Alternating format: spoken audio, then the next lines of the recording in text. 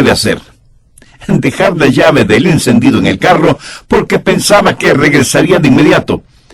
Cuando regresó, no más de un minuto más tarde, su carro ya no estaba allí.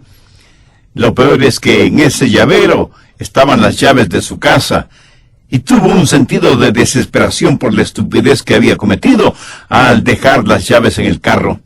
Llamó a la policía para reportar el robo del carro, la cual le dijo que comenzaría la búsqueda del vehículo. Al otro día, y para sorpresa de todos, su automóvil estaba estacionado frente a su casa, bien lavado, brillante, limpio, con el tanque de gasolina lleno y con una nota que decía: siento muchísimo que tuve que llevarme su carro. Tenía una verdadera emergencia y necesitaba un vehículo. Discúlpeme y tenga la bondad de aceptar la tarjeta de regalo adjunta para que usted y su esposa vayan este fin de semana a comer en el hotel más lujoso de la ciudad. Nuevamente, perdone la molestia que le causé por haberme llevado su carro. Además, ya avisé a la policía que su carro ya ha sido encontrado, por lo tanto, no debe preocuparse de llamarles. Así que él y su esposa ese fin de semana fueron al hotel más lujoso de la ciudad y se dieron un verdadero banquete. Y de noche, cuando regresaron a su casa, la encontraron totalmente vacía. El astuto ladrón del carro había hecho copias de todas las llaves de la casa, invirtió un poco de dinero en la compra de la tarjeta para que fueran a comer y tuvo todo el tiempo del mundo para dejar la casa totalmente vacía y limpia. Y aunque esto de que a uno le roben la casa no es motivo de risa, lo que les acabo de contar sirve para enfocar el tema de hoy: un ladrón en la noche. Bien, veamos 1 Tesalonicenses 5 desde el verso 1. Pero acerca de los tiempos y las ocasiones no tenéis necesidad, hermanos, de que os escriba, porque vosotros sabéis perfectamente que el día del Señor vendrá así como ladrón en la noche, que cuando digan paz y seguridad, entonces vendrá sobre ellos destrucción repentina, como los dolores a la mujer encinta, y no escaparán. Mas vosotros, hermanos, no estáis en tinieblas, para que aquel día os sorprenda como ladrón. Porque todos vosotros sois hijos de luz e hijos del día. No somos de la noche ni de las tinieblas. Por tanto, no durmamos como los demás, sino velemos y seamos sobrios. Pues los que duermen, de noche duermen, y los que se embriagan, de noche se embriagan. Pero nosotros que somos del día, seamos sobrios, habiéndonos vestido con la coraza de la fe y amor, y con esperanza de salvación como yelmo. Porque no nos ha puesto Dios para ira, sino para alcanzar salvación por medio de nuestro Señor Jesucristo, quien murió por nosotros para que, ya sea que velemos o que durmamos, vivamos juntamente con Él. Por lo cual, animaos unos a otros, y edificaos unos a otros, así como lo hacéis. Amigos, debemos estar listos para el regreso del Señor Jesucristo. ¡Qué increíble es este tiempo cuando estamos viviendo entre el monte Calvario y las faldas teñidas de sangre y el monte Sión bañado con la gloria de Dios! Estamos viviendo entre la crucifixión y la coronación de nuestro Salvador, y debemos estar listos para que cuando Él regrese nos encuentre revestidos de su justicia. En este mensaje de Tesalonicenses hay 4 cosas que necesitamos entender. Primero, hay algo que debe esperar. Será un día sorpresa y sorprendente. Mire nuevamente los versos 1 y 2. Pero acerca de los tiempos y las ocasiones, no tenéis necesidad, hermanos, de que os escriba, porque vosotros sabéis perfectamente que el día del Señor vendrá así como ladrón en la noche. El ladrón llega durante la noche, sorpresivamente. Ningún ladrón le escribe y le dice: el señor fulano de tal, hoy a las 2 de la mañana voy a robar su casa. No, el ladrón llega a robar el momento más inesperado. Así será la venida del Señor Jesucristo.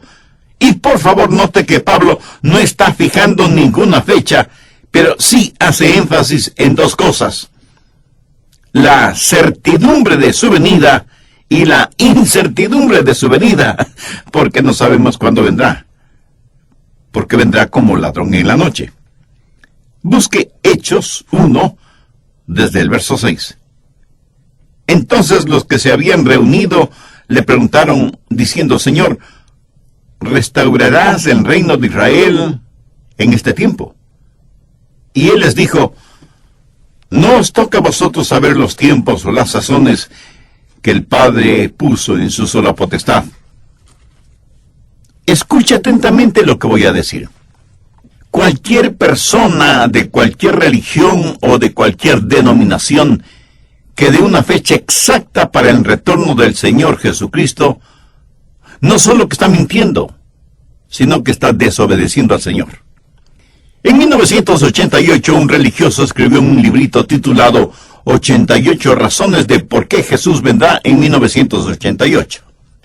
Como Jesús no vino en 1988, ese hombre se volvió en el hazmerreír de todos, especialmente de los incrédulos. Otros han dicho que Jesús retornaría en 1996, en el año 2000, en el 2006, en el 2011, y seguirán dando fechas, y seguirán demostrando que son mentirosos y desobedientes, porque como Jesús dijo, del día y la hora nadie sabe, ni aun los ángeles de los cielos, sino solo mi Padre. Pero aun cuando no sepamos la fecha, tenemos esa sensación de que estamos viviendo al borde de la eternidad. Y cada día que pasa nos pone más cerca de la venida del Señor, y Él regresará en el momento justo. Jesús nació a tiempo. Murió en la cruz a tiempo. Resucitó entre los muertos a tiempo. Ascendió a los cielos a tiempo. Por lo tanto, su regreso será también a tiempo. Ni se adelantará ni se atrasará, porque, como lo dijo el apóstol Pedro, con el Señor un día es como 1000 años y 1000 años como un día. Se acerca un día conocido como el día del Señor, y será un tiempo problemático, porque en ese día Dios derramará su ira sobre este mundo. Este mismo momento, las furiosas aguas de la ira de Dios están golpeando constantemente la represa de su misericordia. Al presente, Dios retiene su ira. ¿Por qué? Porque, de acuerdo al apóstol Pedro, el Señor no quiere que ninguno perezca, sino que todos procedan al arrepentimiento. Segundo, usted puede escapar de una destrucción súbita. En los versos 3 y 4, cuando Pablo está hablando de ellos, se refiere a los no salvos. Ellos no escaparán de la destrucción repentina. Pero si usted es un creyente en el Señor, sí escapará de esa destrucción súbita. Cuando iban a crucificar al Señor Jesucristo, le hicieron caminar por lo que se conoce como la vía dolorosa. En esa vía estaban algunas mujeres llorando. Al verlas, Jesús les dijo: hijas de Jerusalén, no lloréis por mí, sino llorad por vosotras mismas y por vuestros hijos. Cuando llegue el día del Señor será un día solemne. Busque Joel, capítulo 2, versos 1 y 2. Tocad trompeta en Sión y dad alarma en mi santo monte. Tiemblen todos los moradores de la tierra, porque viene el día de Jehová, porque está cercano, día de tinieblas y de oscuridad, día de nube y de sombra. Como sobre los montes se extiende el alba, así vendrá un pueblo grande y fuerte. Semejante a él no lo hubo jamás, ni después de él lo habrá en años de muchas generaciones. Aquí está diciendo que el día del Señor será un día absolutamente distinto. Nunca ha habido un día como ese y nunca lo habrá. Pensemos en las limpiezas étnicas, en los terremotos, en los huracanes, en los tsunamis, en los tifones, en las inundaciones, en todas estas cosas, y sin embargo el día del Señor será totalmente distinto. Jeremías 30:7 dice: ¡ah, cuán grande es aquel día! Tanto que no hay otro semejante a él, tiempo de angustia para Jacob, pero de ella será librado. Recuerde que Jacob es el nombre para los judíos carnales, y Dios promete una liberación nacional para los judíos. Daniel también habla de ese día en el capítulo 12, verso 1. En aquel tiempo se levantará Miguel, el gran príncipe que está de parte de los hijos de tu pueblo, y será tiempo de angustia, cual nunca fue desde que hubo gente hasta entonces. Pero en aquel tiempo será libertado tu pueblo, todos los que se hallen escritos en el libro. Joel dice que no ha habido un día como ese día. Jeremías y Daniel dicen casi exactamente lo mismo. Y Jesús en Mateo 24:21 dijo, porque habrá entonces gran tribulación, cual no ha habido desde el principio del mundo hasta ahora, ni la habrá. Mi amigo, el día del Señor será un día solemne. Nunca ha habido ni nunca habrá un día como ese. Y necesitamos escapar de ese día. Apocalipsis 6 dice que los hombres se esconderán en cuevas y cavernas y pedirán, rogarán a las montañas que caigan sobre ellos, diciendo, caed sobre nosotros y escondednos del rostro de aquel que está sentado sobre el trono y de la ira del Cordero, porque el gran día de su ira ha llegado, ¿y quién podrá sostenerse en pie? El anticristo, quien estará gobernando el mundo en esa época, hará que Hitler parezca un Boy Scout a su lado. Será un día de destrucción súbita. Y aunque muchos consideran esta clase de mensajes exageradamente alarmantes, este mundo será sorprendido si es que no escucha y presta atención a la palabra de Dios, lo mismo que sucedió en los días de Noé. Esta es una de las razones por las que no creo que la iglesia va a pasar por la tribulación, porque la gran tribulación no es tiempo de paz y seguridad. El tiempo de paz y seguridad es cuando llegue ese día y seamos librados de experimentarlo. Mateo 24, desde el verso 36. Jesús les hace conocer a sus discípulos que el día y la hora nadie lo sabe, ni siquiera los ángeles del cielo, sino únicamente su Padre. Pero note lo que dice en el verso 37. Mas como en los días de Noé, así será la venida del Hijo del Hombre. ¿Y cómo fueron los días de Noé? Verso 38. Porque como en los días antes del diluvio estaban comiendo y bebiendo, casándose y dando en casamiento, hasta el día en que Noé entró en el arca, y no entendieron hasta que vino el diluvio y se los llevó a todos. Así será también en la venida del Hijo del Hombre. Quiere decir que todos estaban viviendo su vida rutinariamente. Matrimonios, fiestas, diversión, hacer dinero, tener más fiestas, inventarse nuevas diversiones. Los días de Noé. Hasta que un día Dios le dijo a Noé y a su familia que entraran en el arca. Dios cerró la puerta del arca y abrió las cataratas del cielo y abrió las fuentes de los mares y vino el diluvio y fue demasiado tarde para todos los que estuvieron fuera del arca. El día del Señor será un día súbito y solemne. Ya me puedo imaginar un comité en los días de Noé.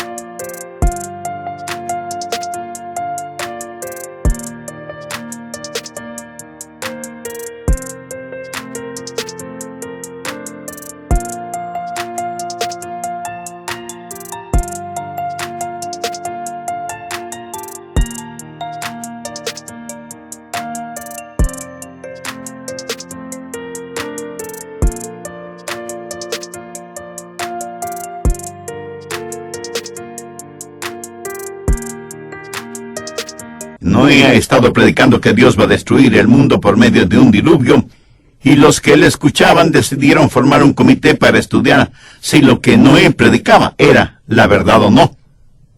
En el comité tuvieron a un científico el doctor Francisco Formaleído, a un filósofo, el doctor Flavio Sabelotodo, y a un religioso, el reverendo Ernesto Rasquemeloído. Y ellos tuvieron un simposio para determinar si iba o no iba a llegar un diluvio. Y le preguntaron al doctor Formaleído: doctor, ¿habrá un diluvio? Y él contestó: bueno, la ciencia no puede hablar de esas cosas porque, como saben, nosotros trabajamos con pruebas empíricas, pero sí puedo decir que desde el tiempo que tenemos una historia registrada, nunca ha habido una ruptura en el reino de la ley natural. Así que desde un punto de vista científico, es muy dudoso que tengamos esto llamado diluvio. Con esta declaración del científico, la gente se sintió un poquito más tranquila. Entonces le preguntaron lo mismo al filósofo, el doctor Flavio Sabelotodo, y él, cómodamente sentado y casi sonriendo paternalmente, responde: la filosofía tiene que ver con las áreas en donde la ciencia no tiene respuestas. Desde mi punto de vista filosófico, si es que hay un Dios, y si Dios creó este mundo y sus habitantes, sabe las debilidades y las proclividades de lo creado, porque esa es la forma en que Él lo creó. Y Él no va a destruir su propio trabajo. Así que, con todo el valor de la filosofía, declaro que no habrá ningún diluvio. Y la gente sonrió, dando un gran suspiro de alivio. Ahora tenía que contestar la pregunta el reverendo Ernesto Rasquemeloído.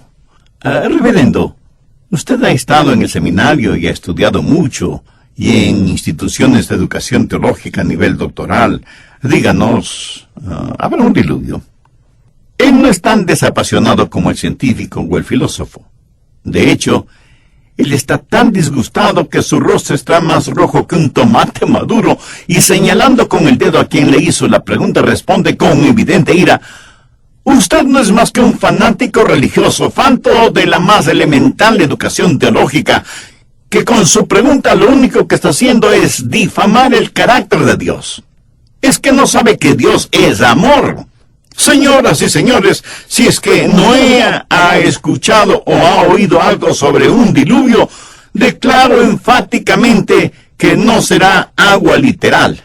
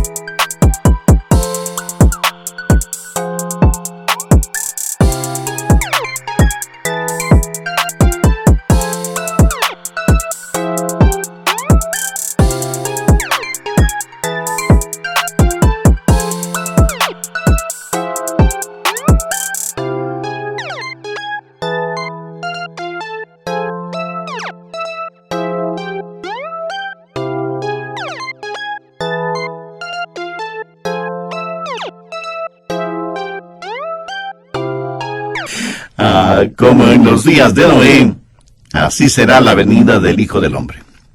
Primera Tesalonicenses 5:3. Porque cuando digan paz y seguridad, entonces vendrá sobre ellos destrucción repentina como los dolores de la mujer encinta. Así que, primero, debemos esperar ese día sorpresivo. Segundo, debemos escapar de la destrucción súbita. ¿Qué de usted, amigo oyente?